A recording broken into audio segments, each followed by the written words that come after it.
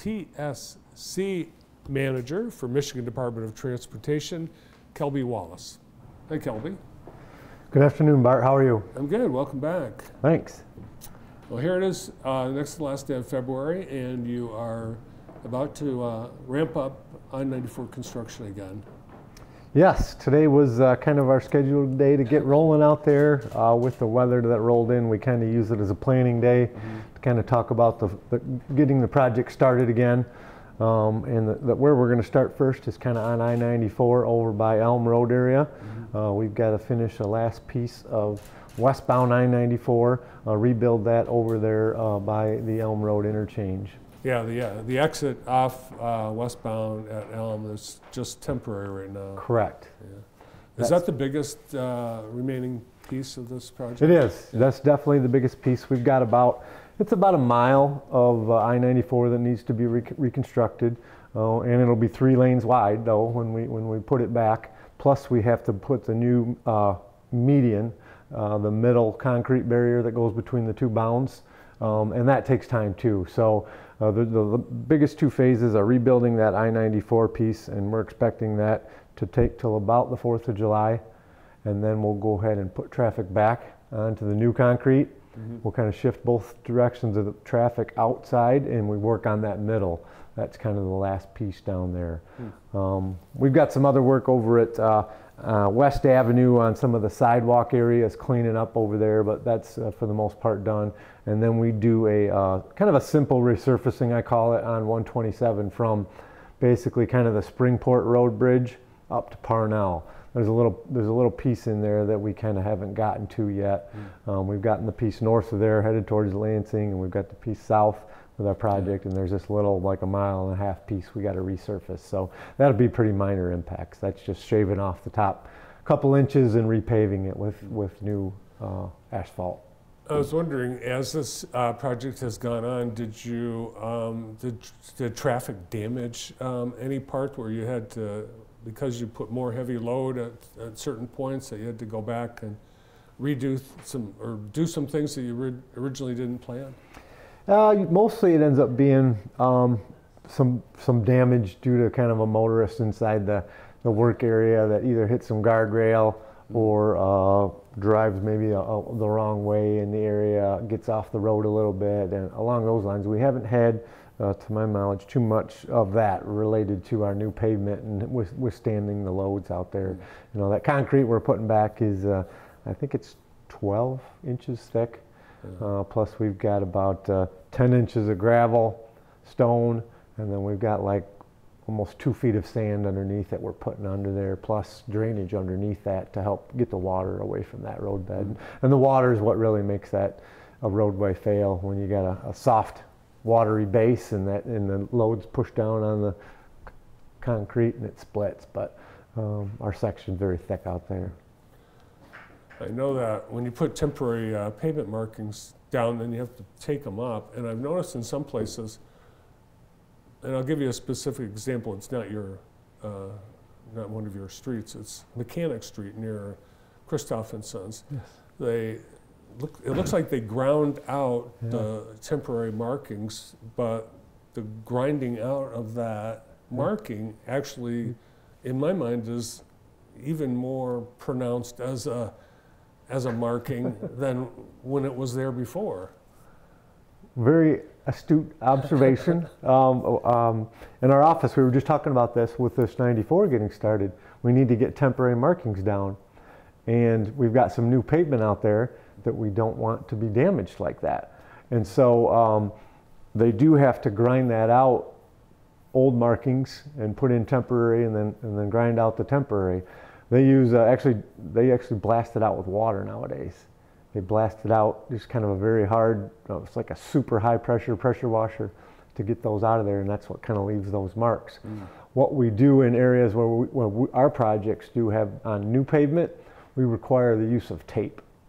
It's tape. I mean, it's Gorilla tape on steroids, but it's, you know, yellow or white to whatever color it needs to be, and that ends up getting removed at the end of the project and doesn't leave that that permanent grind there.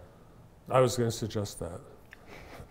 Good I'm glad you're already You know, the other thing I noticed, when you look at 127 northbound by the Blake Woods Surgery Center, as it connects with 94, and also M60 northbound when it connects to 94, didn't those ramps have like side-by-side lanes before? Have you reduced Yeah. the lanes to one now? So I'm definitely on 127 northbound. I drive that every day when I come in from Brooklyn, right? And yeah, we ended up taking that down. We just had so many folks that were just kind of passing each other going around that curve, and it went down to one lane before it got to 94 anyways. And so we just brought that single lane back down south, so the entire curve is a single lane, and then just restriped the rest of it as a shoulder, and it's reduced accidents a lot. And similar concept over at M60. Yeah, I thought originally it was 2 lanes all the way around the curve, and it's like, that's insane, but I'm glad it's now been fixed. And so I saw in your report this morning, this entire project is scheduled to be completed in the fall of 2023, this year? We're getting there, yes. Oh, wow. That's amazing. absolutely where we're looking at. So that, you know, that doesn't include the project out west of town here, but the project in town here kind of got all the concrete, curb, signs, and everything done in this fall. You know, we do have what we call kind of minor work. It'd be like tree plantings and stuff, to decorative things that are kind of to pretty up the job when we're done, and to make sure we have good grass growing everywhere. And pavement markings, you know, we'll have to do a final set of pavement markings for the whole project, because if you kind of go look out at West Avenue right now, some of the pavement markings we put down last fall have already started to come up and get scraped off. You really need warmer pavement for that, to really adhere well and get that cure on that material. So we've got a lot of that stuff, so that'll be happening towards the end of the season here too, once I've got all the hard work done. Well, it seems like it's designed for someone that's never been here to be able to navigate. And I think about the new diverging diamond interchange at 127 and 94. As you travel that, thinking that you're coming from out of state and you've never been here, you don't have to think. You just drive. It seems like it's pretty explanatory how you get through that. I was talking to someone who, I don't know if they lived in Arizona their whole life, but he's like, oh, I drove through your diverging diamond. We've got those all over the place in Arizona. They work great.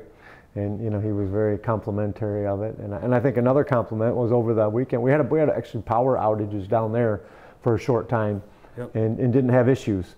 I think the signing in some of the pavement markings is very, very helpful and guide you well, and we didn't have any issues when we had power outages. That's good, because there were some really high traffic interchanges that lost power. And I think there are a few people that have to be reminded what you do when you approach that.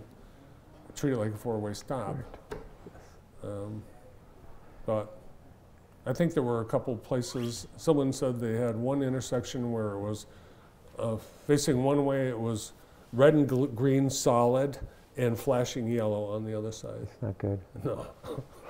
Not good at all. So, how about this week, the Mechanic Street's closing for more work down, picking up that project again. Yeah, so I'd give you a breaking news update. I think we're going to wait to actually shut Mechanic down until next week.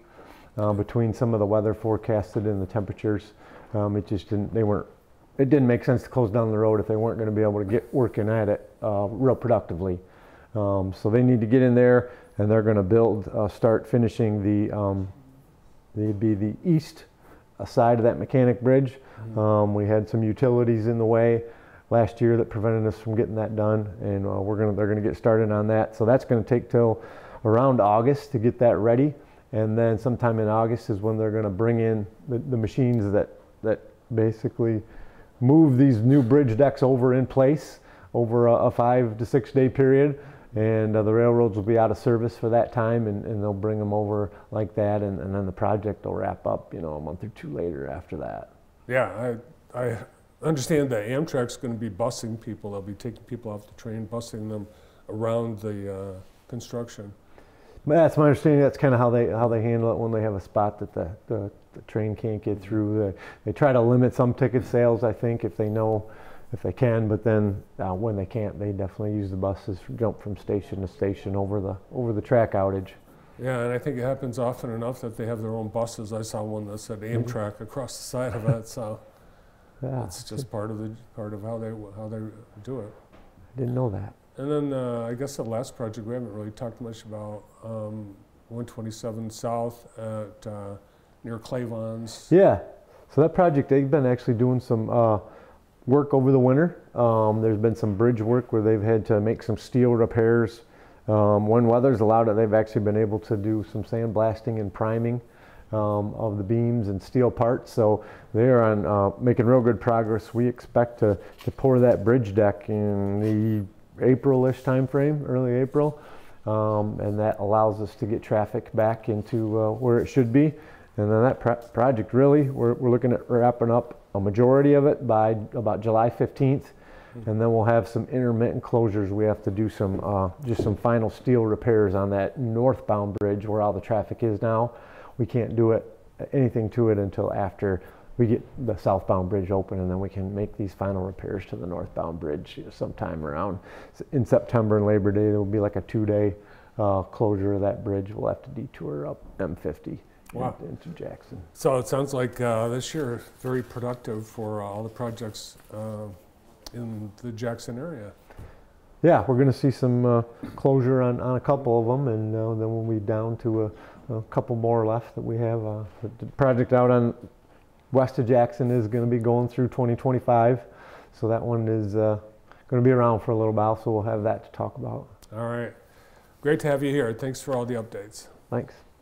Jackson TSC, and TSC, someone's asked me, what does that stand for? It's Transportation Service Center Manager from Michigan Department of Transportation, Kelby Wallace.